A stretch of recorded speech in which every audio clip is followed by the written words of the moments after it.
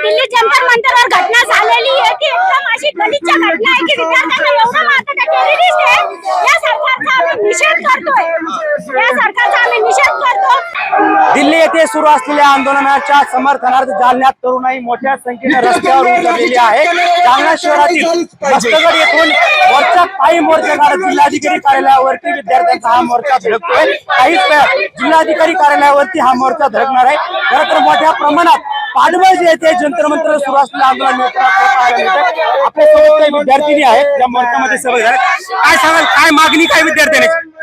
दिल्ली जंतर मंतरवर घटना झालेली आहे ती एकदम अशी गलिच्छ घटना आहे की विद्यार्थ्यांना एवढं मारतात. टेररिस्ट आहे. या सरकारचा आम्ही निषेध करतोय. या सरकारचा आम्ही निषेध करतो. यांचा राजीनामा पाहिजे आणि आम्हाला नाही का जी हक्काची नक्कीच आपण जर पाहिलं तर मोठ्या संख्येनं विद्यार्थी जे आहे या पायी मोर्चामध्ये सहभागी झाले. खरं तर दिल्लीमध्ये विद्यार्थ्यांचं जंतर मंतरवरती आंदोलन सुरू आहे. आपण हे दृश्य पाहू शकतो.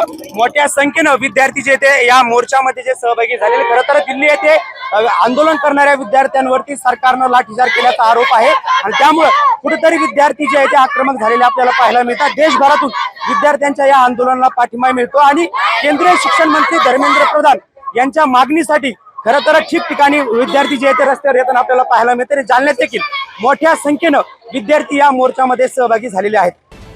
महाराष्ट्रातील सर्व बातम्यांचे विश्वासार्ह व्यासपीठ सकाळच्या सर्व सोशल मीडिया प्लॅटफॉर्मला लाईक, फॉलो आणि सबस्क्राईब करा. तसंच सर्व नोटिफिकेशनसाठी बेल आयकॉन प्रेस करायला विसरू नका.